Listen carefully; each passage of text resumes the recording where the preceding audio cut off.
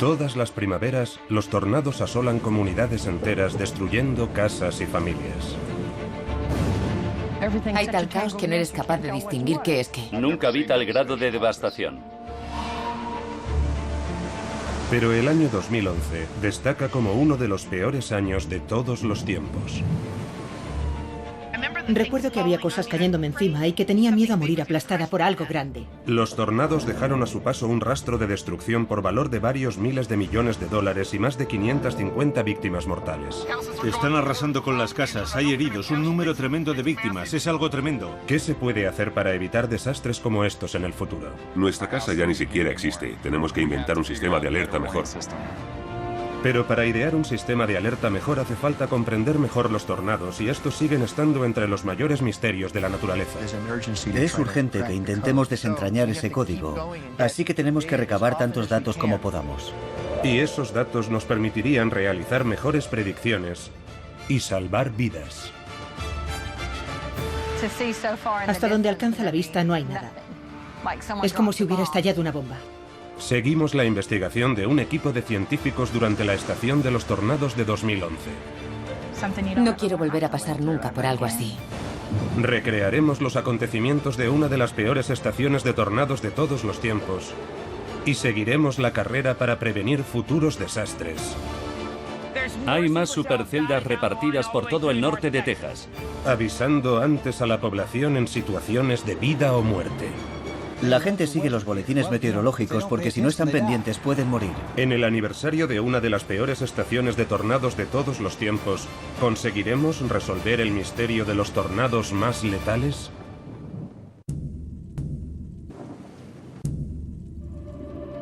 En una aterradora oleada, más de 1.600 tornados azotan Estados Unidos. Estamos en 2011, la peor estación de tornados desde 1925 con 550 víctimas mortales. El incidente más devastador es un único tornado que toca tierra el 22 de mayo. Joplin, Missouri, 5:30 de la tarde. Es una tarde de domingo como cualquier otra, hasta que se desató el caos en el cielo. Un gigantesco tornado cayó desde el cielo negro. Está intentando bajar hasta aquí, va a entrar en la ciudad, hay que activar las sirenas, ¿me oís? El tornado más mortal de las últimas 6 décadas en Estados Unidos recorre el sur de Joplin. Ahí está. Dios mío, es un tornado monstruoso. Mientras los habitantes huyen en busca de refugio, el tornado golpea de lleno sus casas. Era como si toda la tierra estuviera temblando. Tenías la sensación de que había algo intentando atraparte. Este poderoso tornado deja un rastro de muerte a su paso.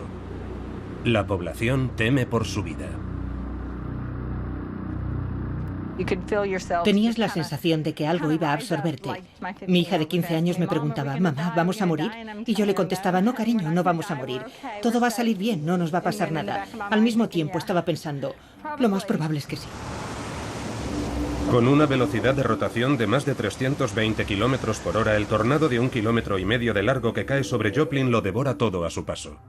En ese momento estaba asustada, pensaba que no íbamos a salir de esa, era como si fuera a arrollarnos un tren. Y los cimientos de la casa estaban temblando. Todo temblaba. El tornado mata a más de 160 personas y deja cientos de heridos, destruyendo miles de hogares y dejando barrios enteros en estado de shock. Creo que no nos dimos cuenta de lo que acababa de pasar hasta que vimos el resto del barrio. La sensación era la de algo incomprensible. A su vuelta, los habitantes descubren que sus casas han desaparecido y se dan cuenta de lo que habría pasado si se hubieran quedado. No estaríamos vivos. Nos habríamos refugiado en la cocina y, como pueden ver, nuestra casa ya ni siquiera existe. Así que, quien tenga el poder de hacerlo, si es que alguien lo tiene, que invente un sistema de alerta mejor. Las alertas de tornado suelen llegar demasiado tarde como para salvar vidas, pero un sistema de alerta más eficaz plantea una serie de desafíos a los científicos. En el caso de Joplin, básicamente, habíamos previsto toda una franja de potencial climático dañino, pero hubiera sido muy difícil decir con la suficiente antelación que esa parte de Missouri corría peligro. El meteorólogo Greg Carvin coordina las alertas desde el Centro de Predicción de Tormentas de Norman, Oklahoma. Llevo casi 25 años trabajando en el mundo de la meteorología, de las predicciones meteorológicas, y es asombroso pararse por un momento a pensar en todos los progresos que hemos llevado a cabo en un periodo tan corto de tiempo. Pero la capacidad de predecir un tornado antes de que se forme la tormenta eléctrica es una capacidad de la que hoy por hoy no disponemos. Aunque casi todos los tornados empiezan con una tormenta eléctrica, no todas las tormentas eléctricas producen un tornado. La dificultad estriba en predecir qué tormentas serán las más peligrosas. Es una de las armas de doble filo de la meteorología. No hay que incitar al pánico y ponerse a hablar del fin del mundo, pero por otro lado, tampoco hay que ser tan prudente y discreto que la gente no sea consciente del peligro. Pero no es tarea fácil. Podemos predecir una tormenta eléctrica con días de antelación y detectar su formación en cuestión de horas mediante satélites, globos meteorológicos y radares. Pero los tornados nacen en cuestión de minutos. Actualmente la herramienta de predicción más eficaz es el radar Doppler, que actúa emitiendo señales de microondas hacia las gotas de lluvia para calcular su distancia, velocidad y dirección. Este gráfico característico en forma de gancho suele indicar que una tormenta ha empezado a rotar y podría engendrar un tornado. Así es como se desencadena el proceso de alerta a las comunidades en peligro. Cuando se emite una alerta de tornado, el tiempo que transcurre entre el aviso y el propio tornado, en caso de que tenga lugar, se conoce como tiempo de reacción.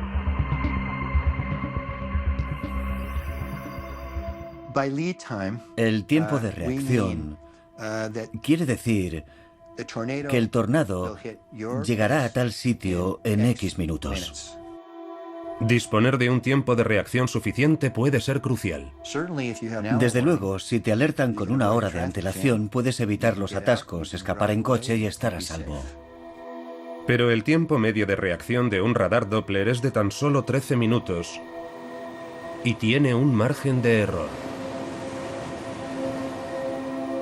Para evitar las falsas alarmas tiene que haber un equipo sobre el terreno, informando de todo lo que sucede a escala local. Se está acercando un tornado por el norte, viene de la ciudad. Ahí está. Gary England fue el primer hombre del tiempo que usó un radar Doppler para alertar de los tornados en 1981, aunque sigue confiando en los cazatormentas. Por mucho que tengas el radar más sofisticado del mundo, nunca estás seguro del todo, no es más que un aparato electrónico. Hace falta además contar con un buen par de ojos, hace falta una persona sobre el terreno que diga sí, estoy viendo un tornado, o no, no veo ningún tornado. Pero una vez ha tocado tierra el tornado, puede ser demasiado tarde como para ayudar a la gente que se encuentra a su paso. Estamos tratando de prever la formación de estos tornados. Básicamente nuestro reto es intentar predecir esta evolución antes de que tenga lugar. Así pues, el objetivo es aumentar el tiempo de reacción. Pero como el propio clima, los tornados son complejos y variados. Aún así, los científicos están adentrándose en la naturaleza de estas violentas tormentas. Un tornado es una columna de aire que gira a gran velocidad. Está en contacto con el suelo y la base de la tormenta eléctrica. El aire frío desciende con la lluvia y el granizo y envuelve la circulación atmosférica. Y si esa circulación se concentra en ciertas zonas, obtenemos un tornado. Este es un tornado típico generado por unos vientos en rotación de un tipo de tormenta eléctrica conocida como supercelda. La mayoría de los tornados son pequeños y locales y alcanzan vientos de velocidades de menos de 180 km por hora. Los tornados más extremos miden más de 3 kilómetros de largo, tienen vientos de hasta 480 km por hora y recorren cientos de kilómetros. Sabemos lo que es un tornado, desde luego, pero el gran misterio es tratar de averiguar por qué se forman los tornados. Aún no comprendemos por qué ciertas tormentas producen tornados y otras no. Solo un pequeño porcentaje de las tormentas, un 10% o tal vez incluso menos, acaban produciendo un tornado. Así pues, ¿cómo podemos predecir mejor qué tormentas producirán un tornado? En la Universidad de Oklahoma, en Norman, Howard Bluestein lleva décadas haciéndose esta pregunta. Sus investigaciones han sido cruciales a la hora de aumentar el tiempo de reacción ante los tornados, pero él está decidido a ir aún más lejos. Por eso todos los años sale a cazar tornados al llamado Pasillo de los Tornados, una amplia franja de territorio situada entre las montañas rocosas y los montes Apalaches. Estamos en abril de 2011, a principios de la estación de los tornados. Howie y su equipo se encuentran en las llanuras de Oklahoma, en pleno corazón del Pasillo de los Tornados, probando su nuevo radar Doppler móvil. Por el momento reina la calma.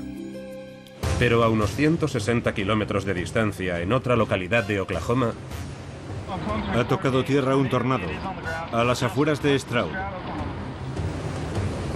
Un tornado se abate sobre Stroud, el primero de muchos que afectarán a esta zona. ¡Oh, no! ¡Oh, no! El tornado medio dura entre 2 y 3 minutos. Hoy, algunos tornados están durando hasta 10 minutos y más. ¡Vaya! ¡Qué violento! Es increíble.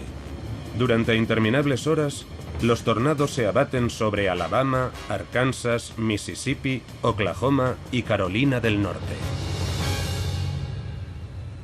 Es algo típico de esta época del año en el Pasillo de los Tornados. ¿Pero por qué? Todo empieza con la llegada de vientos fríos. En primavera, llega aire a los niveles superiores de la atmósfera. Al llegar, sobrevuela las montañas rocosas, amaina y se calienta. Y eso crea vientos del sur que soplan por todo el centro de Estados Unidos. Y esos vientos acarrean un aire relativamente cálido y húmedo del Golfo de México, que se extiende por toda la zona de las grandes llanuras. Eso genera poderosas tormentas eléctricas que rotan al contacto con vientos procedentes de todas las direcciones. Los vientos giran más rápido cuanto más altos se encuentran y se vuelven más poderosos a gran altura, así que hay una fuente de rotación dentro de la tormenta. Los cazatormentas asistieron al nacimiento de un tornado el 14 de abril. Las fuertes tormentas eléctricas presentes en un área extensa empiezan a rotar. En Tosca, Oklahoma, una tormenta se convierte en un tornado y se cobra 2 víctimas mortales. Pero esto es solo el comienzo. A lo largo de 52 horas, 155 tornados tocan tierra en 16 estados. 38 personas pierden la vida, desde Texas hasta Carolina del Norte.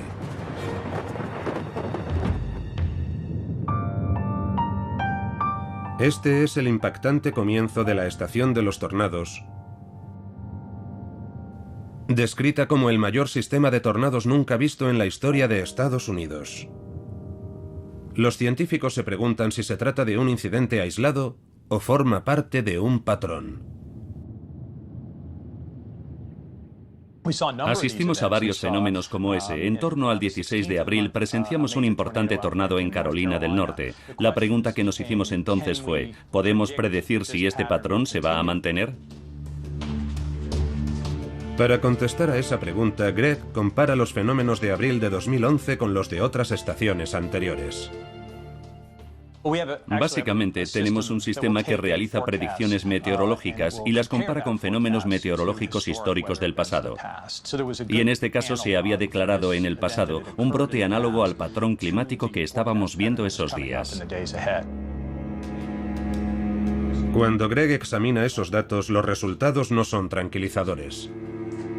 El acontecimiento análogo era algo que ocurrió en noviembre de 2002, en el Día de los Veteranos, y se saldó con cerca de 40 víctimas mortales. Era un periodo del año un poco insólito, porque no ocurrió en primavera, sino durante lo que llamamos la segunda estación de actividad. En otoño de 2002, se declararon 76 tornados en 17 estados. Greg teme que la posición de la corriente en chorro, el río de aire que rodea la Tierra en la parte superior de la atmósfera, esté afectando al clima. Aquí se muestra en azul. Este es el patrón que siguió la corriente en chorro en noviembre de 2002. Podemos apreciar algunas similitudes con lo que pasó en 2011. La corriente en chorro desciende por toda la zona de las Rocosas, creando intensas tormentas por todo el sudeste del valle del río Tennessee y el valle del río Ohio. Escribí un correo electrónico al Servicio Nacional de Meteorología, que está disponible en nuestra página web, comentando el hecho de que el fenómeno que se avecinaba presentaba similitudes con lo que habíamos visto en noviembre de 2002. Hay razones para preocuparse. Algunos meteorólogos creen que podría ser peor que el brote del Día de los Veteranos de 2002. Cerca de las costas de Perú hay una pista prometedora. Pacífico Este, julio de 2010. Las boyas oceánicas registran unas temperaturas excepcionalmente bajas en la superficie del mar. Este fenómeno se conoce como la Niña, y durante siglos los pescadores peruanos han sabido que no solo afecta a la pesca, sino también al clima. Ahora los científicos pueden medir el efecto. Este es el aspecto de la Niña a través de una cámara de imagen térmica por satélite. En verde vemos que la temperatura del mar está más fría cerca de las costas de Perú. Los científicos descubrieron que la inmensa expansión del agua fría de La Niña podría afectar a la atmósfera circundante y la corriente en chorro, trasladando el mal tiempo a nuevas áreas e intensificándolo en zonas como el sur de Estados Unidos.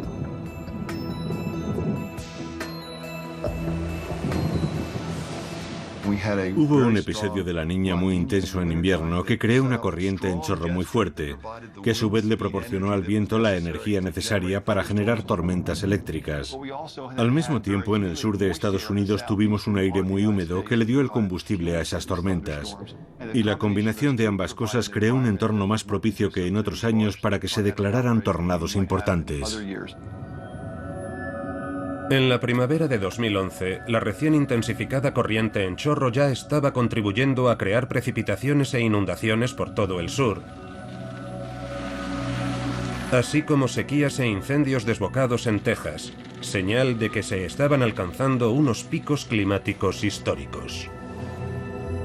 Estábamos preocupados porque cuando se declara un episodio de La Niña, como demuestran nuestras investigaciones, tienden a declararse más familias de tornados en el sudeste de Estados Unidos. De hecho, uno de los peores tornados registrados en toda la historia, el superbrote de abril de 1974, también tuvo lugar en un año de La Niña. 148 tornados afectaron a 13 estados, desde Mississippi hasta Nueva York, dejando a su paso 330 muertos y miles de heridos. ¿Pero seguirá estando vigente el mismo patrón en 2011? Está atravesando la interestatal, justo donde nos encontrábamos antes. El 25 de abril a las 7:25 de la tarde se declaró una serie de violentas tormentas en Vilonia, Arkansas, dando el pistoletazo de salida a 52 horas de tornados mortales. Aquí llega la lluvia, vaya. El peor día es el 27 de abril a partir de las 2:30 de la tarde. Un inmenso tornado acaba de tocar tierra. Un poderoso tornado toca tierra en Filadelfia, Mississippi, y mata a 3 personas.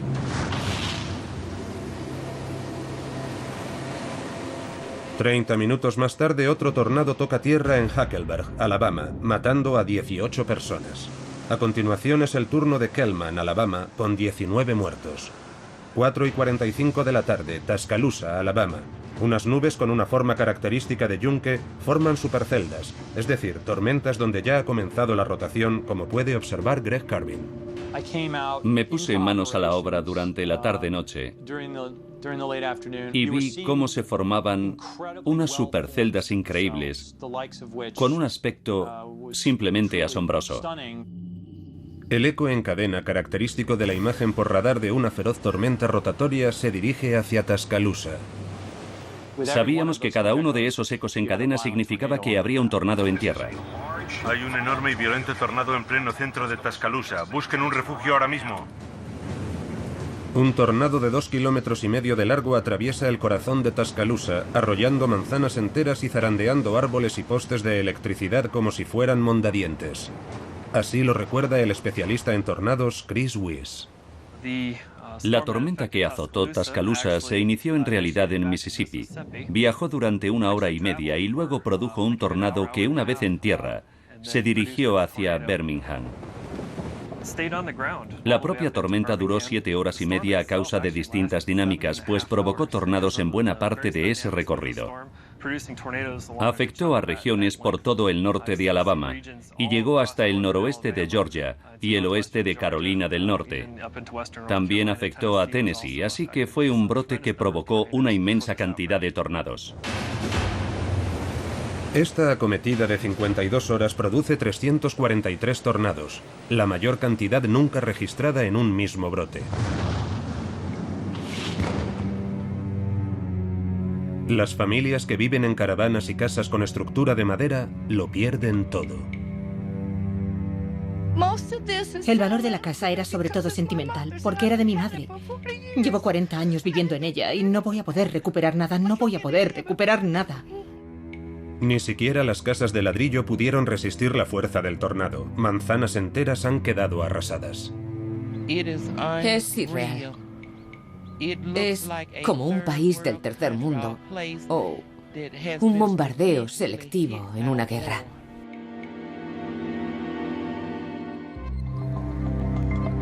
En Oklahoma City, el hombre del tiempo, Gary England, sigue por radar el recorrido de las tormentas. Observamos los acontecimientos con nuestros radares, vimos cómo se desarrollaban, cómo se formaban tormentas con inmensas superceldas en rotación. A veces la rotación degenera en tornado, y eso es lo que estaba ocurriendo en este caso. Parecía una flota entera de tornados surcando el paisaje. El estado de Oklahoma no tiene que lamentar víctimas mortales esta vez, pero el impacto es devastador. Pese a estar acostumbrado a estos estragos, el especialista en desastres Tim Marshall nunca sale de su asombro. Siempre me ha sorprendido el poder de los tornados. Al fin y al cabo, no son más que una combinación de aire y agua. ¿Cómo pueden ser tan peligrosos? Los investigadores como Tim utilizan un sistema llamado escala Fujita mejorada, o EF, para medir la fuerza de los tornados evaluando la cantidad de daños que causan. Por lo general, cada año tenemos 1.500 tornados en Estados Unidos. Uno de nivel EF0 puede causar daños a las ramas de los árboles, arrancar alguna teja de un tejado y otros daños por el estilo. Un tornado de nivel EF1 puede causar daños más sustanciales, como derribar un tejado. Un tornado de nivel EF1 puede ser lo bastante poderoso como para volcar una caravana. Uno de nivel EF2 destruye los tejados. Las secuelas de un simple EF2 recuerdan a las de la explosión de una bomba.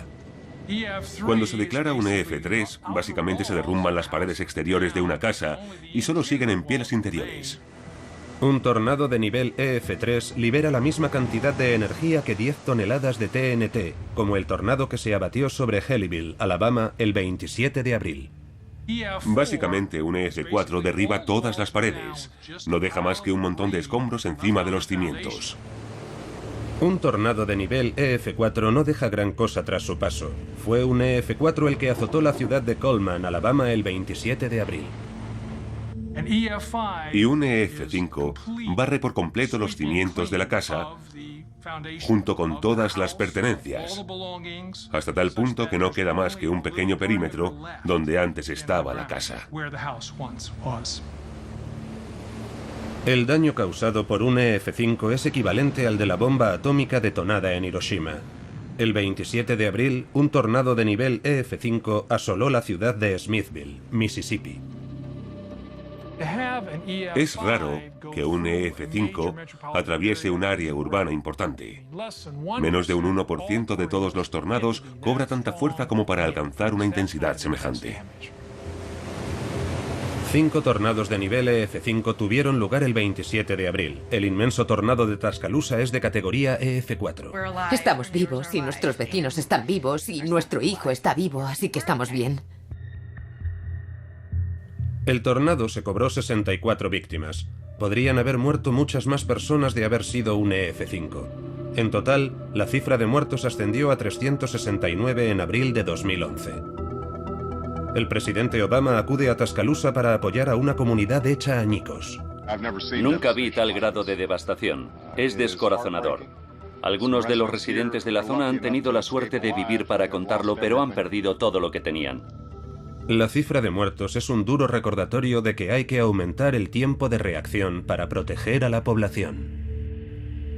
Hay una inmensa actividad en algunas zonas del norte de El Reno. Pero antes era aún peor. Estoy viendo un tornado en cuña de unos 400 metros de ancho, Gary. Así lo recuerda Gary England. Cuando llegué aquí en 1972, el tiempo de reacción ante un tornado inminente era probablemente de menos de 2 minutos.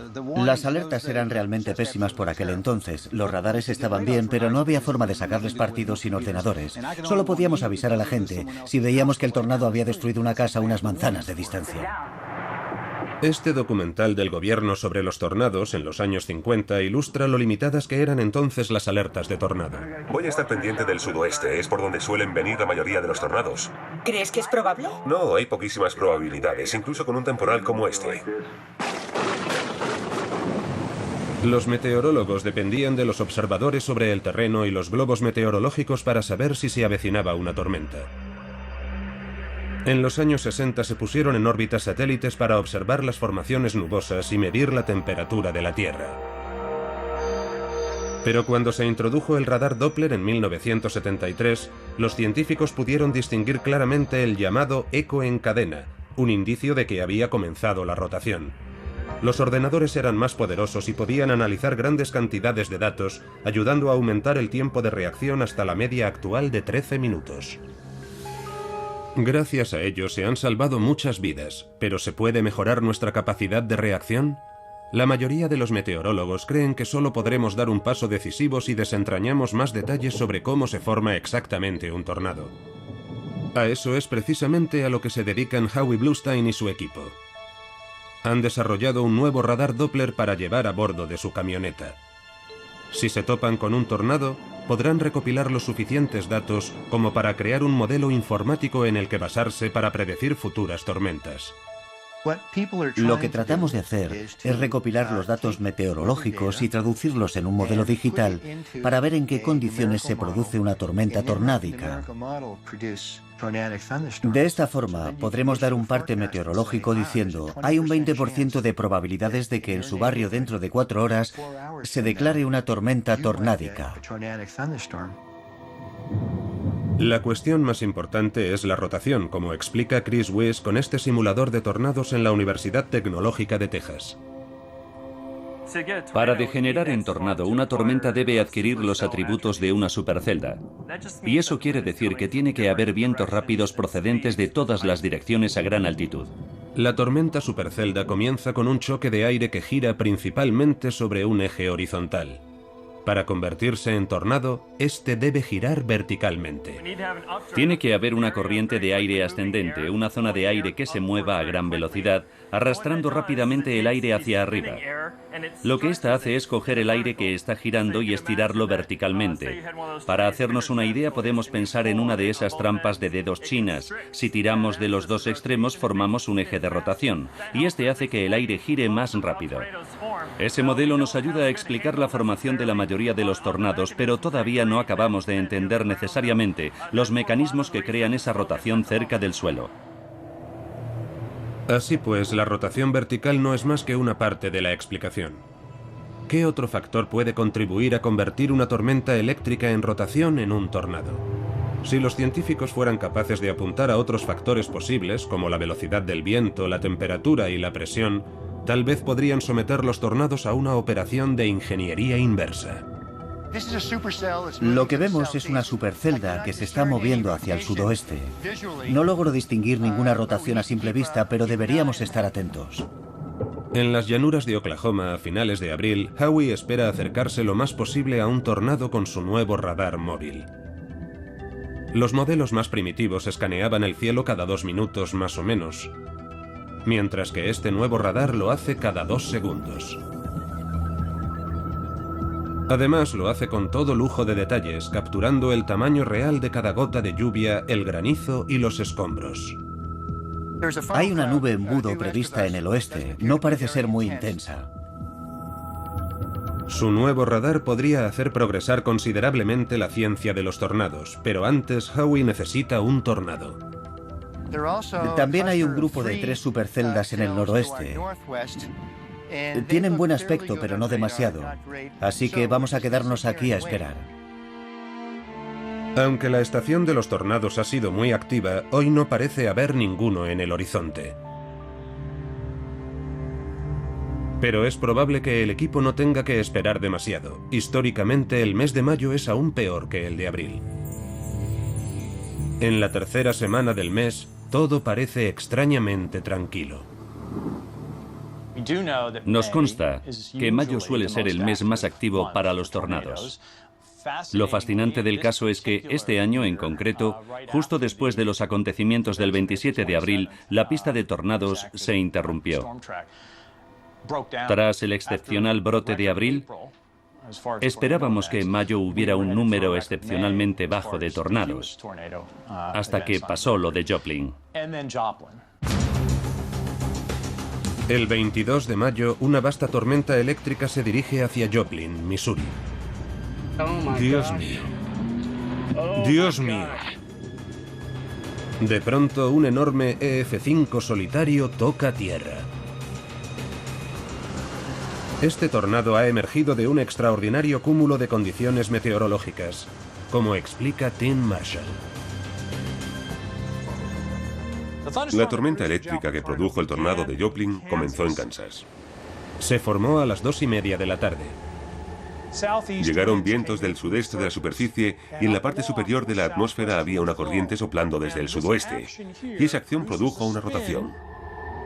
Acto seguido, las temperaturas de la Tierra, mayores de lo normal, produjeron una corriente ascendente de aire caliente. Y esa corriente ascendente hizo que los vientos adoptaran una posición vertical, produciendo esa rotación en el sentido contrario a las agujas del reloj. A las 4:15 de la tarde empieza a llover y granizar. Con la lluvia y el granizo descendió el aire frío y envolvió toda la circulación atmosférica.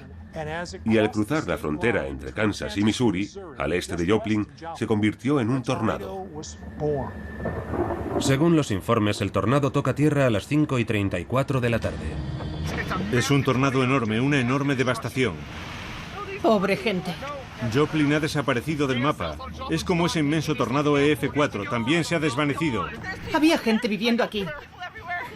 ¿Hola? Ven aquí. Ven aquí, cariño. Ven aquí. Ya pasó. Ven, cariño, ven. Hay tal caos que no eres capaz de distinguir qué es qué. Es muy duro pensar en todo el trabajo que has invertido y que ahora ha desaparecido. El tornado nos levantaba del suelo, luego nos posábamos, luego volvía a levantarnos. Todo terminó en, no sé, pongamos 2 minutos. Con más de 160 muertos, el tornado de Joplin está clasificado como el 7º más mortal de la historia de Estados Unidos, el peor desde 1947. En mi opinión, lo que pasó en Joplin fue un desastre que llevaba tiempo gestándose. Como no suelen pasar tornados por esos barrios periféricos, los habitantes no están acostumbrados a ello. Hace décadas que la ciudad de Joplin no ha sido azotada por un tornado importante, y el desarrollo urbano ha hecho peligrar aún más vidas. Es asombroso que esa ventana quedara intacta, porque si se hubiera roto, nos habrían caído encima los cristales. Es un doloroso recordatorio de que en esta región acostumbrada a los tornados, los residentes nunca pueden bajar la guardia. Recuerdo que había cosas cayéndome encima y que tenía miedo a morir aplastada por algo grande. Recuerdo estar tirada en el suelo y sentir que me golpeaban cosas de madera. No sé cómo no se me clavó una de estas vigas con clavos. Cuando llegué estaba todo absolutamente devastado. Lo primero que vi fue el colegio y me vino a la mente el atentado de Oklahoma City que tuvo lugar cuando era más joven. Ese era el aspecto que tenía el colegio. El instituto de Joplin es acribillado por miles de pedazos de cristal que lo laceran todo a su paso. Los alumnos se salvan por un golpe de fortuna, ya que el tornado de nivel EF5 se desata un domingo. Tim Marshall se persona inmediatamente en el lugar de los hechos. Su objetivo es comprender el tornado estudiando lo que ha dejado a su paso. Es difícil asimilar todos estos desperfectos por muchas veces que me encuentre con esto. En cierto sentido, te quedas paralizado pensando que cada uno de esos montones de escombros en su día fue una casa en la que había una familia viviendo. Desde el cielo, Tim puede ver dónde empezó el tornado, justo a las afueras de la ciudad, y cómo se extendió rápidamente su ruta. El rastro de este tornado me dice que fue tan intenso que no podía haber ningún lugar seguro en la superficie. Debió ser como una gigantesca guadaña que iba segando una casa tras otra. Tim investiga los escombros sobre el terreno en busca de indicios abandonados por el viento. Estoy buscando pistas que indiquen lo fuertes que fueron los vientos. Eso de ahí, por ejemplo, pesa varios cientos de kilos. El peso de ese bloque de cemento de un parking y el hecho de que haya volado de esa forma nos dice que los vientos de nivel bajo debían ser muy fuertes. El tornado de Joplin es tan poderoso que desplaza 10 centímetros el hospital local. La mayoría de las casas sufren daños mucho más graves. El tornado solo entra en contacto con la casa durante un periodo de tiempo muy corto, es decir, que todo ocurre en el espacio de 30 segundos, un minuto como mucho, así que cuanto más pesado es el edificio, mejor, y más probabilidades tiene uno de sobrevivir en él. Si estás dentro de un coche y estás cerca de una ventanilla, la presión diferencial puede aspirarte y sacarte del vehículo. Hasta los materiales más ligeros arrastrados por el viento pueden resultar mortales. Un trozo de cartón puede parecer poca cosa, pero si ese trozo de cartón está volando a 320 kilómetros por hora, puede atravesar cualquier cosa. Puede atravesar limpiamente el cuerpo humano. Tim se propone ayudar a la población a sobrevivir al peor fenómeno natural que se nos pueda echar encima. En medio del caos que dejan los tornados a su paso, yo veo las huellas dactilares de la madre naturaleza. Y trato de verles un sentido, reconstruir las piezas y detectar los errores fatales que hay en nuestra forma de construir edificios. Tim espera que sus conclusiones puedan servir para proteger los edificios contra los tornados, una fuerza de la naturaleza que no podemos evitar. No podemos frenar los tornados, tenemos que convivir con ellos. A mi modo de ver, 2011 ha sido realmente un año destacable en cuanto a desastres. Nunca he visto tantos desastres a gran escala concentrados en un mismo año. Y aún no ha terminado. Estamos a finales de mayo y Joplin no es la última parada de la espeluznante estación de los tornados de 2011. Hay más tormentas dirigiéndose hacia ciudades de todo el estado de Oklahoma. Todo indicaba que iba a declararse una serie importante de tornados. 12:30 del mediodía, 24 de mayo. Solo 2 días después del tornado de Joplin, Gary England predice problemas en su programa de radio en Oklahoma City. Está moviéndose en esa dirección ahora mismo, así que tengan especial cuidado. Sus predicciones están basadas en las alertas del Servicio Nacional de Meteorología, en su propio radar Doppler y en los testimonios de los cazadores de tornados apostados por todo el estado. Gary, va a ser un gran tornado, de cerca de 800 metros de largo. Sus 40 años de experiencia le han preparado para días como este. Si viven en Chickasaw o más al nordeste, tomen medidas contra los tornados. Estamos hablando de un tornado gigante, así que preferiblemente una bodega, un sótano o una habitación de seguridad. Una cadena de tornados toca tierra en Oklahoma. Con una velocidad de rotación de 320 kilómetros por hora, un tornado de nivel EF5 atraviesa El Reno, Piedmont y Guthrie, Oklahoma, a 100 kilómetros por hora. Si se encuentran en Piedmont, tienen que tomar medidas contra los tornados ahora mismo. Es una situación de vida o muerte. Ese fue el primer tornado. Si juntamos 8 campos de fútbol nos da una idea de la envergadura del tornado. Hemos tenido 4 de ese tamaño. Fue absolutamente asombroso. Es el sexto EF5 del año. También se formaron 3 tornados de nivel EF4 ese mismo día. Pero solo murieron 9 personas en Oklahoma, mientras que hubo más de 160 víctimas mortales en Joplin. ¿Dónde estriba entonces la diferencia? En parte, la razón es que estos tornados no azotaron ningún núcleo habitado importante. Otro factor más importante es que la población está más sensibilizada. Situados en pleno corazón del pasillo de los tornados, los habitantes de Oklahoma están acostumbrados a convivir con ellos. Los habitantes de Oklahoma son muy conscientes de la importancia del clima, están muy pendientes del clima, saben de lo que hablamos. Muchas veces cuando digo que hay una gran supercelda, la gente suele entender que se trata de una tormenta eléctrica en rotación. La gente sigue los boletines meteorológicos porque si no están pendientes pueden morir. Encendimos la televisión y vimos que salía Gary England. Está siguiendo la Interestatal 40, así que todos los habitantes del Reno... Estaban siguiendo la pista del tornado, así que me asomé por la ventana de la cocina y lo vi. Era el primer tornado que veía en mi vida. En el Reno recomiendo que tomen medidas porque se ha formado un inmenso tornado. Así que me dirigí hacia la habitación de seguridad y debía de llevar ahí 30 segundos cuando el tornado golpeó la casa.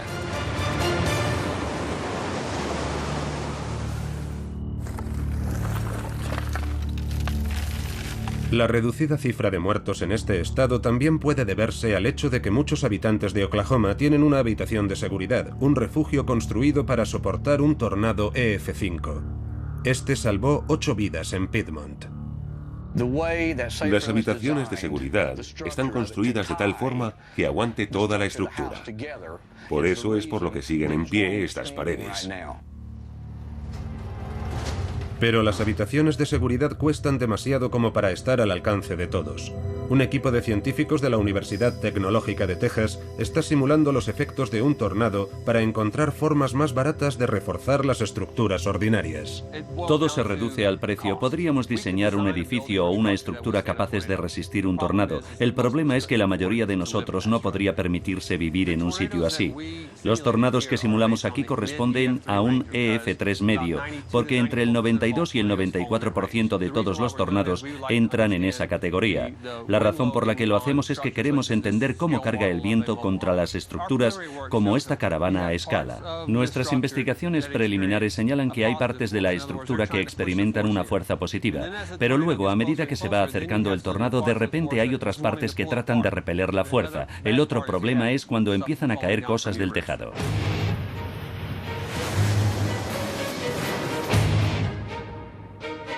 Un equipo de ingenieros de estructuras de la Universidad Tecnológica de Texas también está estudiando el impacto de los escombros. Para ello han replicado las fuerzas de los peores tornados, como el EF5 que se abatió sobre Joplin.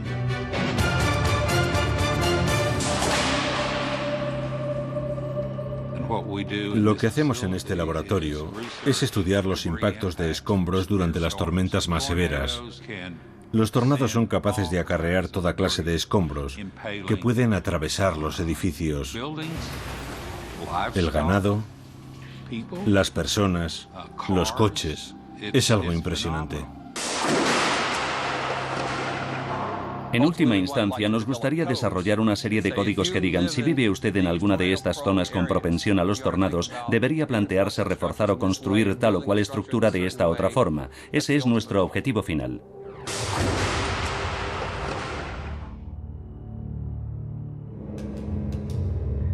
La devastación de 2011 hace que sea una prioridad apremiante dar con formas de evitar futuras muertes causadas por los tornados. Un punto clave es el Sistema Nacional de Radares.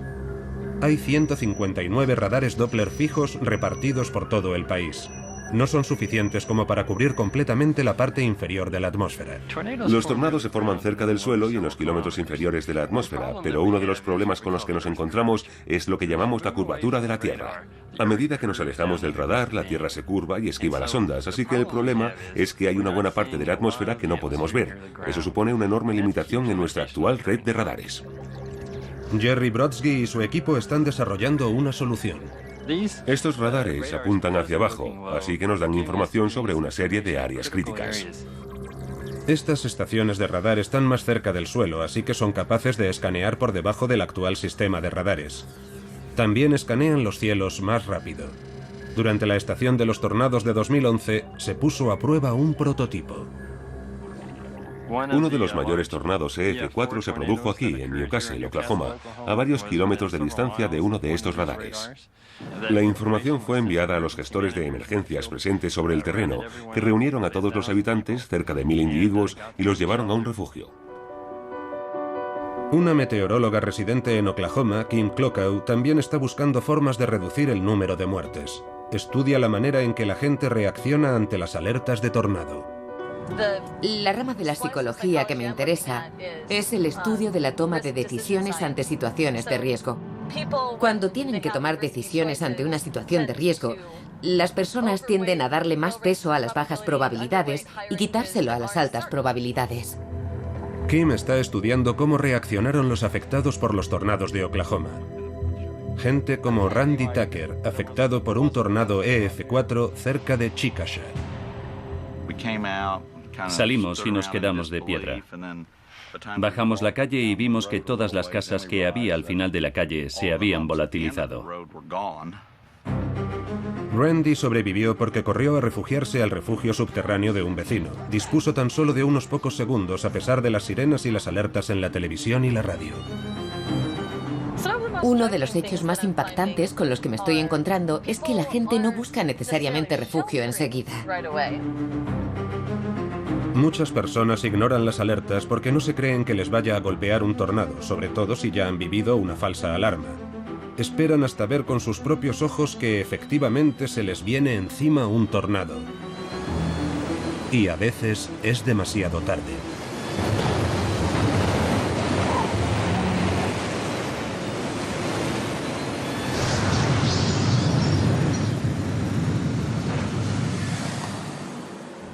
Cuando haya recopilado todos los datos, haré un informe para el Servicio Nacional de Meteorología. Tenemos que pensar en formas innovadoras y creativas de implementar las alertas para prevenir a la población. Los hallazgos de Kim servirán para revisar la forma de emitir las alertas de tornado en un futuro. Pero el santo grial sigue siendo aumentar el tiempo de reacción, darle el tiempo suficiente a la gente como para ponerse a salvo. El mismo día en que Gary England emite su inquietante boletín meteorológico, Howie Bluestein y su equipo están en camino esperando asistir a la formación de un tornado. Están tratando de responder a la gran pregunta: ¿por qué algunas tormentas eléctricas engendran tornados y otras no? Howie cree que el tamaño de las gotas de lluvia podría ser un buen indicio, pero solo podrá medirlas ahora gracias a su nuevo radar móvil. El reto consiste en instalarlo en el lugar adecuado y en el momento adecuado, y a medida que toca a su fin la estación de los tornados, esta podría ser la última oportunidad del año para Howie. Sí, vaya. Pero si tenemos 3 ecos en cadena. Tenemos 3 ecos en cadena ahora mismo, 3 tormentas potencialmente tornádicas. El equipo ha logrado colocar el radar en la ruta de la tormenta y se están detectando ecos en cadena, señal de que la tormenta está empezando a rotar. El que viene del sur parece estar acercándose bastante, pero hemos hecho bien en quedarnos. Parece que podría estar degenerando en tornado. Espero que no tengamos que movernos. Es fascinante. Media hora más tarde se está formando el tornado y el radar de Howie lo capta todo. Esto no se ha hecho nunca antes. Estamos viendo cómo evoluciona la tormenta en una escala de 2 segundos. Tenemos una imagen relativamente completa de la evolución del tornado, desde el comienzo hasta que se intensifica y se hace muy poderoso. Esto es lo más cerca que ha estado nadie de capturar la formación completa de un tornado a partir de una tormenta eléctrica con un radar de alta resolución. Creo que es una de las génesis de un tornado más espectaculares que he visto nunca. Estos nuevos datos sobre las gotas de lluvia, su tamaño, velocidad y dirección podrían ayudar a Howie a probar su hipótesis. ¿Y si el tamaño de las gotas de lluvia explicara por qué algunas tormentas forman un tornado y otras no?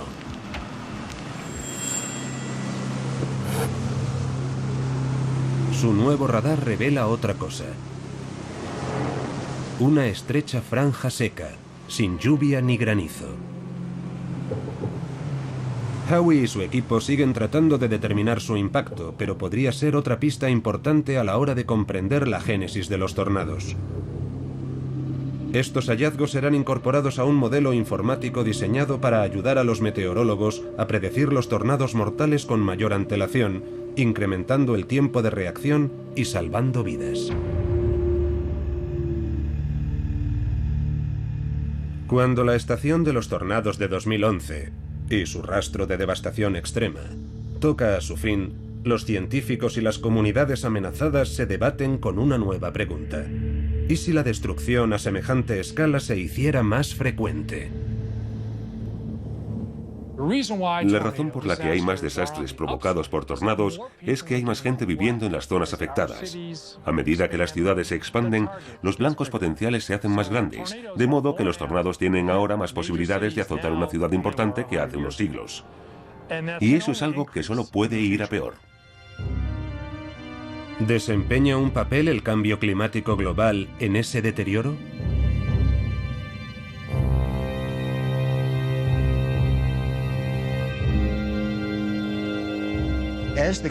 A medida que se calienta el clima y aumenta la cantidad de humedad cerca del suelo, está claro que aumentan los factores para que se declaren tormentas eléctricas. Probablemente haya una relación a escala global con el calentamiento del clima. Sabemos que si la atmósfera está más caliente hay una humedad potencial mayor y ya estamos viendo más frecuentemente casos de precipitaciones extremas por ese motivo. ¿Podría expandirse la zona de riesgo más allá del pasillo de los tornados? Puede que asistamos a una redistribución de esas zonas más expuestas al riesgo de una tormenta eléctrica tornádica. Con el paso del tiempo, tal vez veamos cómo las condiciones que favorecen esos fenómenos se desplazan hacia el medio oeste, los grandes lagos o las grandes llanuras. Si esto ocurriera, efectivamente el impacto sería enorme. Más vidas correrían peligro a causa de los tornados, haciendo aún más urgente el intento de comprender esas aterradoras fuerzas de la naturaleza. Están cayendo escombros.